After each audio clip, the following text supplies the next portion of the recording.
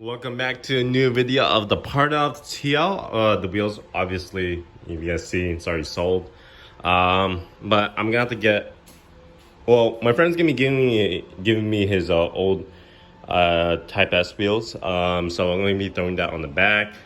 So everything should be all set with the wheel situation. I am gonna be installing stock struts again. So it's gonna be a pretty easy process.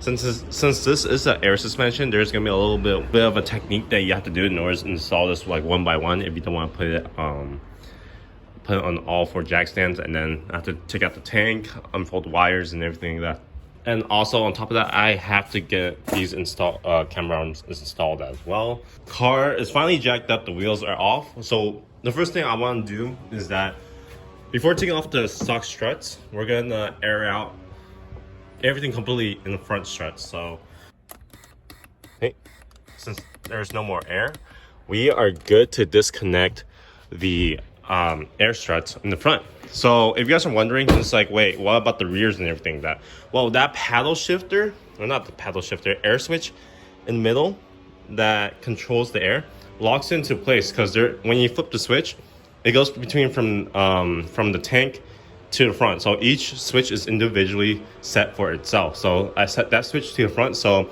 once I take it off, no air would leak. It will lock it into place, since that paddle shifter is holding the air from the tank, and then the other switch is holding the air from the rear. We're gonna go ahead and just disconnect everything, like all these air lines right here. We're gonna go ahead and disconnect that, and then basically take out the strut, like how you guys take out coilovers, OEM struts, whatever, aluminum springs. It's the same process. And then the camber arms, I'm gonna take those out too. So it'll be easier to knock everything out once the strut is out. So the stock suspension is finally on. Holy shit. That was a lot of work. And then now I just have to put everything back together, tighten the top bolts, and everything should be all set. Sheesh, look how stock that shit is.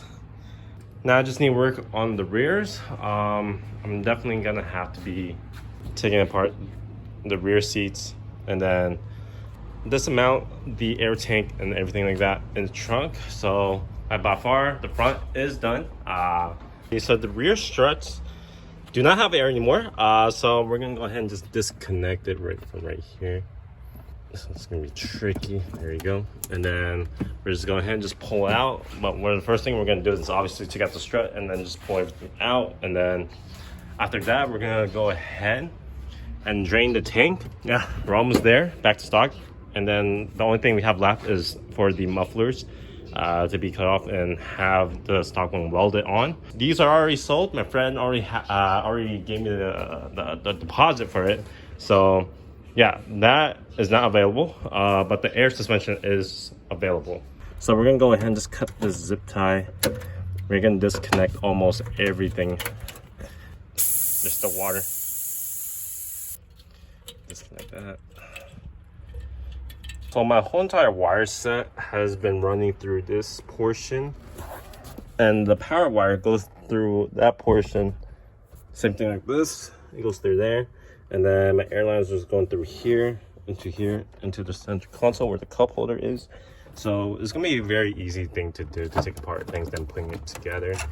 Nothing is attached to the air tank at all, so we're pretty much good. The relay is right here, so we're all good there. Sheesh, it looks so much better without the air tank and the compressor. Shit looks way bigger. Man, I didn't even realize taking apart the air switches for the sensor console was a bitch, dude.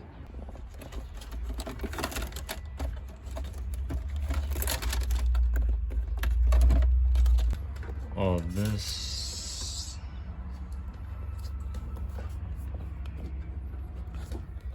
Holy shit, the rear is taking longer than I thought. The reason that I'm coming to a point where it's taking a little bit long, the issue I came across is that this end of the bushing is about 1 centimeter or 2 centimeters wider. So I had to shave it down just a little bit, and it gave me clearance to put in, but I had to hammer it in, and I had to disconnect this arm, that lateral arm, this arm, and this arm. and then the sway bar, and then loosen up this toe arm as well in order to have everything fit. It was kind of ridiculous, but I'm gonna go ahead and try doing it on the other side. But I think for my sake, I think I just need to loosen up the toe arm in order to drop it just a little bit, and then I have enough clearance right here to hammer it in with no issues. Holy shit, I'm finally done with the rear. Dude, this shit took forever. Although I just need to bolt down the top nuts, now I should be done. But overall, dude, this thing was a bitch to install. Man, fucking shit. After 6 freaking hours, not even 6, I'm pretty sure it's like 7 now. Everything is all back to stock, except for the cup holder. And then you got a new cup holder. Here are all the components for the air suspension that I ran. So, but overall, I'm just gonna include the cup holder if you guys don't know where to mount it. I'm just gonna include this so you guys can, whoever purchases it will be ready to have it installed and be accessible by the cup holder. So, fall has officially came. Yes. It's finally getting cold, dude. I hate summer. I hate summer so much. I hate the heat. I just hate how when it's hot, you can't really do stuff as much. It gets really cranky, you get sticky and sweaty. Anyways, I finally got the last 2 wheels from my friend.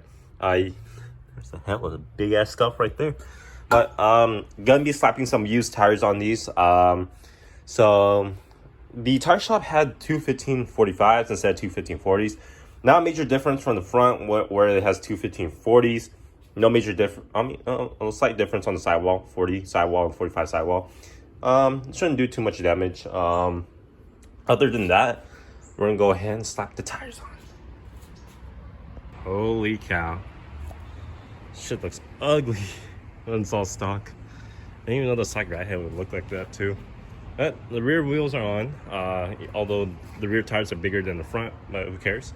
Yeah, it's almost basically back to stock. The only thing I have to remove technically is the mufflers. I'm waiting for another time for that. And holy shit, this thing looks horrendous. I'm trying to find a 4-cylinder at this point because this car just eats too much gas.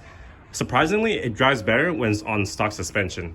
Hope you guys enjoyed today's video, and stay tuned for my next video when I'm going to be taking off the drift dialects. So peace out.